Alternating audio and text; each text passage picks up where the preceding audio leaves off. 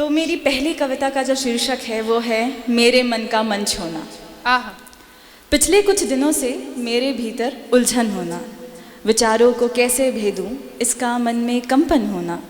क्या छू पाएंगे शब्द मेरे यहाँ मौजूद हर एक व्यक्ति को, इस मंच तक पहुँचने से पहले ज़रूरी था मेरे मन का मंच होना। आहा। हर रोज़ शीशे के सामने कहते वक्त लड़खड़ा जाती थी ज़ुबां मेरी, हर रोज़ शीशे के सामने कहते वक्त लड़खड़ा जाती थी ज़ुबां मेरी, जैसे उस वक्त लग रहा हो भीड़ का मेरे सामने होना। वाह, वाह, मंच में आकर लोगों के बीच अपनी बात रखने से पहले, मंच में आकर लोगों के बीच अपनी बात रखने से पहले ज़रूरी था मन से बात कहकर मेरे मन का मंच होना। वाह वाह वाह वाह वाह वाह वाह। आलोचनाएं तो करती रही मैं खुद की लिखावट की, आलोचनाएं तो करती रही मैं खुद की लिखावट की। खुद में सुधार हो सो ज़रूरी है खुद ही का आलोचक होना, वरना अपना लिखा बोलने से पहले सुनना सुनाना तो बहुत पड़ता है। आहा आहा। वरना अपना लिखा बोलने से पहले सुनना सुनाना तो बहुत पड़ता है। सो किसी के सामने बोलने से पहले ज़रूरी है मेरे मन का मंच होना। वाह वाह वाह वाह वाह। अपनी कला को मंच पर दर्शाना आसान नहीं, अपनी कला को मंच पर दर्शाना आसान नहीं। मुझको क्या, हर कलाकार को एक करना पड़ता है जागना सोना। मेरी मेहनत को मंजिल बेहतरीन मिले, मेरी मेहनत को मंजिल बेहतरीन मिले, हर एक पहलू समझ सकूं इसके लिए ज़रूरी है मेरे मन का मंच होना। वाह वाह वाह वाह वाह। जोरदार तालियां बजाइए, तालियां कमज़ोर है आपकी।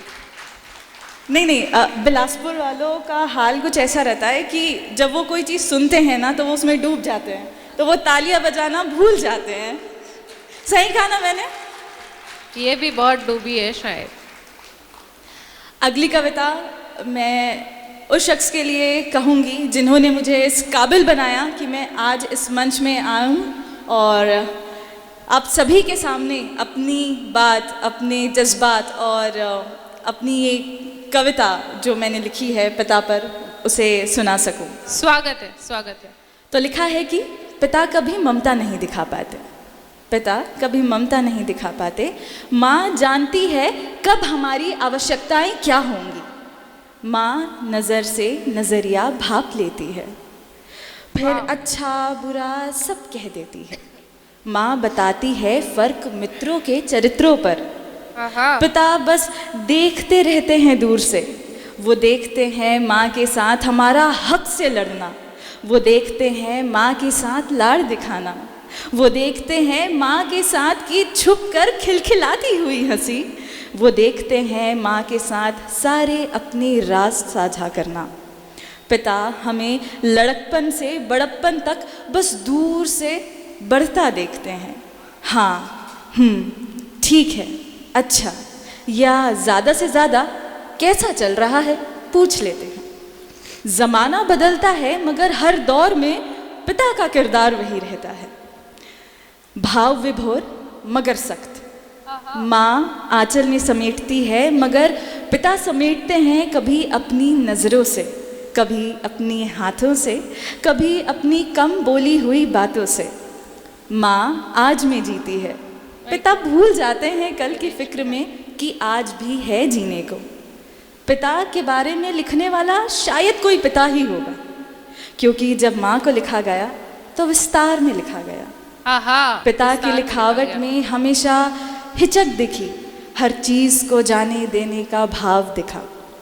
कुछ नहीं देखा गया तो उनका एक त्याग, त्याग लड़कपन दिखाने का, त्याग खुल के हंसने का, त्याग अपनी बातें अपने बच्चों के सामने खुलकर रखने का। माँ दुनिया में लाई, दुनियादारी क्या है ये पिता ने सिखाई। जितना दुलार माँ में होता है उतना ही ज़्यादा पिता में भी होता है, मगर पिता कभी ममता नहीं दिखा पाते, बस पूछ लेते हैं माँ से कि कुछ कमी तो नहीं है। शुक्रिया। बहुत बहुत बहुत सुंदर। और अब मैं आती हूँ उस चीज़ पर जिसका जिक्र श्रद्धा ने किया था कि मैं प्रेम लिखती हूँ, हालांकि प्रेम को लिखना उतना ही कठिन है जितना उसे निभाना। तो शुरू करती हूँ कि उसकी ही लिखावट हूँ मैं, उसने जैसा लिखा वैसे ही बनावट हूँ मैं। आहा मुझको पढ़ा फिर हर्फ सा सजाया, जैसे उसके पन्ने की सजावट हूँ मैं। पहले उसने लिखा मेरी नज़रों पर, देखकर मुस्कुराहट मेरे अधरों पर।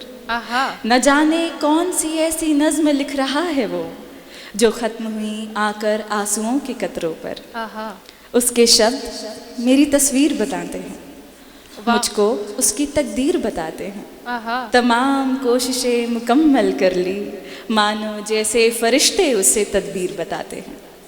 उसके दिए तोहफे में एक गुलाब था, उसने लिखा हमारा ख्वाब था। ओहो वो कर रहा था सवाल इश्क मुझसे, वो कर रहा था सवाल इश्क मुझसे, उसे पता था कि वो ही इसका जवाब था। आहा इस राबता का कोई नाम नहीं, इस वास्ता का कोई अंजाम नहीं।